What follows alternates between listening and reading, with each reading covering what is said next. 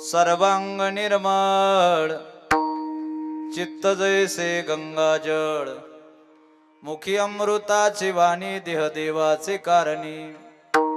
तुका मने जाती ताप दर्शने विश्रांती, मुखी अमृताची वाणी देह देवाचे कारणी। विभुमेनुनादं चरंतं दुरंतं स्वयं लीलया गोपवेशं दधानं, गवं वृंदकानंदनं चारुहासं परब्रह्मलिंगं भजे पांडुरंगं। पंढरीच्या देवाराया दंडवत तुझे पाया, दंडवत तुझे पाया, दंडवत तुझे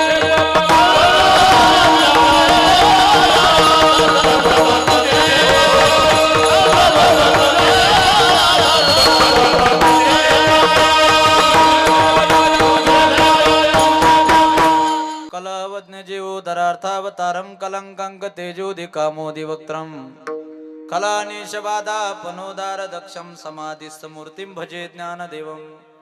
नमो सद्गुरु तुकया ज्ञानदीपा, नमो सद्गुरु सच्चिदानंद रूपा, नमो सद्गुरु भक्त कल्याण मूर्ती, नमो सद्गुरु भास्करा पूर्ण कीर्ती। ओम नमो ज्ञानेश्वरा करुणाकरा दयाळा, तुमचा अनुग्रह लादलो पावन झालो चराचरी। मी कळा कुसरे काहीच नेने बोलितो वचनी अतिभाविका, एका जनार्दनी तुमचा दास त्याची आस पुरवावी। तुमचा अनुग्रह लादलो पावन झालो चराचरी।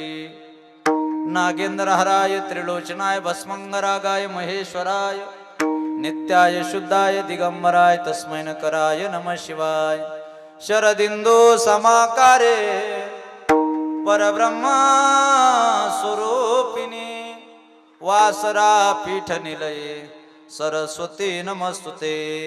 स्मरता निवृत्ती पावलो विश्रांती, स्मरता निवृत्ती पावलो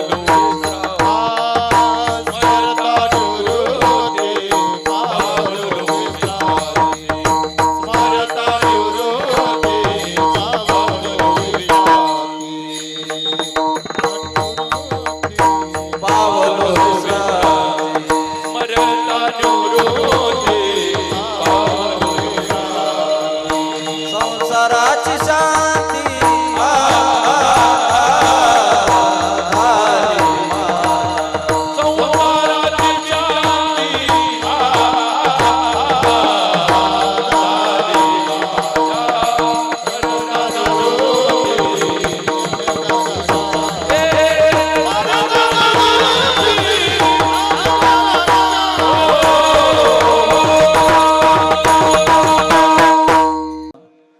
सकळ विद्यांचे अधिकरण तेचे वंदू श्रीचरण श्री गुरूंचे ते नमस्कार होणी। आता मुक्त कैवल्य तेजोनिधी भगवान श्री ज्ञानेश्वर महाराज आदी करून सकल संत महात्म्यांना वंदन करून मायबाप श्रोत्यांना अभिवादन करून आजच्या या नैमित्तिक सेवेसाठी निवडलेला अभंग देऊचे साधू संत हृदय सम्राट जगद्गुरु श्री तुकाराम महाराज यांचा चार चरणाचा सर्वांच्या परिचयाचा पाठाचा गोड अशा शक्ती संपन्न अभंग आजच्या चिंतन सेवेसाठी निवडलेला आहे। या अभंगाच्या माध्यमातून माझे जगद्गुरु तुकाराम महाराज परमार्थिक कार्य कारण भाव संबंध प्रतिपादन करतात। अभंग जगद्गुरु तुकोबरायचा आहे।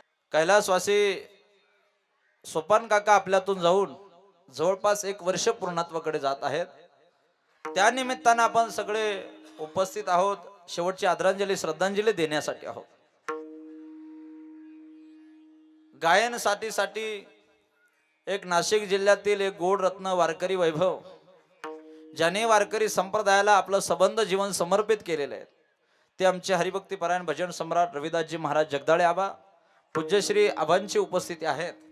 त्यामध्ये आमचे हरिभक्ती परायण माझे जिवलग मित्र हृदय अभिनव वासुदेवजी महाराज नंदुरबारकर त्यांची सुद्धा उपस्थिती आहेत।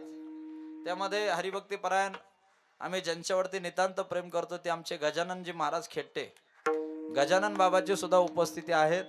मृदुंग वाजवण्यासाठी सोमनाथजी महाराज बोराडे त्यांची उपस्थिती आहेत। आणि आमच्या समोर जे चित्रीकरण करतायत ते आमचे हरिभक्ती परायण गजर हरिनामाचा या यूट्यूब चॅनलचे मालक आमचे उद्धव बापू कवडे त्यांची उपस्थिती आहेत।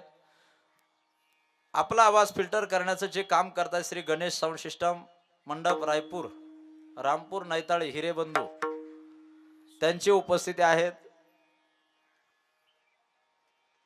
संबंध भजनी मंडळ आहेत. आता याच्यात मला नाव माहित नाही असा एक सुद्धा माणूस नाही. सगळ्यांचे मला नावं माहिती आहेत. विनेकरी बाबापासून तर मी आमच्या सोमगीर बाबापर्यंत म्हणे सर्वांचे नावं मला माहिती आहे. असा एक माणूस नाही की इथं मला कुणाचं नाव माहित राहत. आम्ही दिंडीमध्ये कीर्तन करताना बिना माईकचं कीर्तन केलं या दिंडीमध्ये.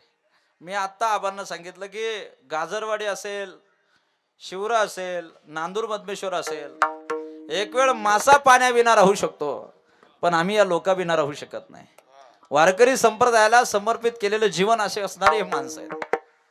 अभंग जगद्गुरु तुकोबरायचं निवडलेलं आहे. तुकाराम महाराज या अभंगामधून परमार्थिक कार्य कारण भाव संबंध प्रतिपादन करतात. परमार्थिक कार्य कारण भाव संबंध आपण तो थोडा प्रपंचाकडे सुद्धा लावू शकतो. अभंग जगद्गुरु तुकोबरायचा आहे. आज आपण या मृत्यू लोकामध्ये जन्माला आलो. जन्माला आल्याच्या नंतर खऱ्या अर्थाने शेवटची आदरांजली श्रद्धांजली वाहण्यासाठी आपण काकांना आदरांजली वाहण्यासाठी आपण उपस्थित आहोत. आज एक वर्षापूर्वी कैलासवासी हरिभक्ती परायण आमचे सोपान काका जाऊन हे लोकांची यात्रा सोडून निज धामाला जाऊन आमच्यातून 1 वर्ष पूर्ण झालंय. आबा या गाजरे परिवारामधील इतकं गोड व्यक्तिमत्व होतं की पूर्ण भारत भ्रमण तीर्थयात्रा सायकलवर त्यांनी केली.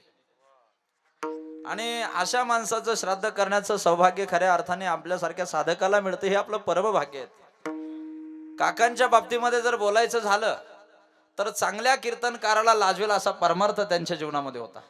आणि असा परमार्थ जर त्यांच्या जीवनामध्ये असेल आणि अशा परमार्थिक माणसाचं जर श्राद्ध आपल्याला करण्याचा योग येत असेल तर आपलं सुद्धा केवढं मोठं भाग्य आहे. केवढं मोठं भाग्य. तुका म्हणे होता ठेवा तो या भावा सापडला या संतोक्तीप्रमाणे असं म्हणायला अडचण नाही. कारण पूर्वजन्मे सुकृत थोर केली आणि ती मज आजी फळाशी आली.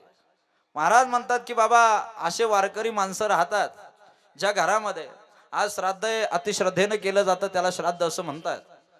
आज माझ्या साधू संतांच्या भाषेत जर बोलायचं झालं तर अतिश्रद्धेनं केलं जातं त्याला श्राद्ध असं म्हटलं जातं. आपण जीव म्हणून जन्माला आलोय. हा मृत्यू लोक आहे, नासका लोक आहे, जाणारा लोक आहे, कुचका लोक आहे. इथं या मृत्यू लोकांमध्ये कुणाला राहता येत नाही.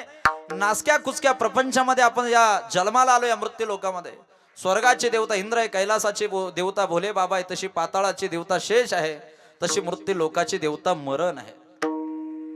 मरण जर मृत्यू लोकाची देवता असेल तर मरण येतं याच्या स्वभावता माणसं मरतात. स्वभावता माणसं जरी मरत असेल पण स्वभावता माणसांनी मरणाला विसरलं नाही पाहिजे.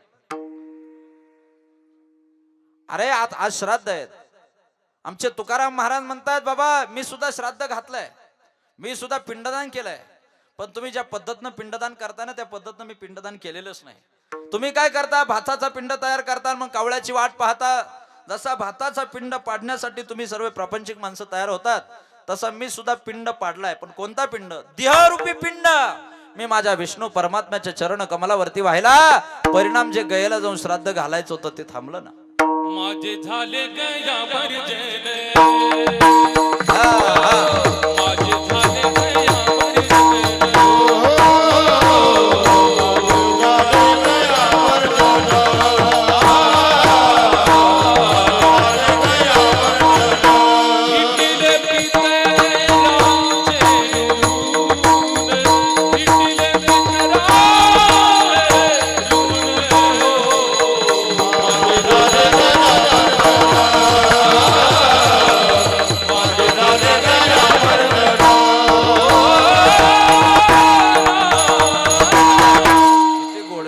माझे झाले गया झाले गया वर्जन. पिटले पितरांचे ऋण पिंड पदावरी दिला आपुल्याकडे. देहरूपी पिंड विष्णू परमात्म्याच्या चरण कमलावरती वाहिला. परिणाम जे गयेला जाऊन श्राद्ध घालायचं होतं ते थांबलंय. तो कोबराय बोलतात पिंड पदावरी दिला पोलिया करी. पिंड पदावरी दिला पोलिया करी. माझे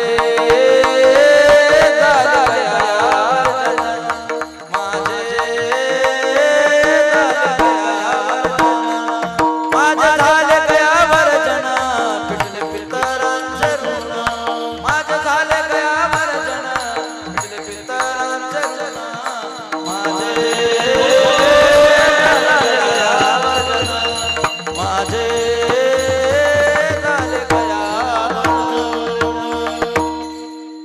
महाराज म्हणतात की माझे झाले गया वर्जन, पिटले पितरांचे ऋण.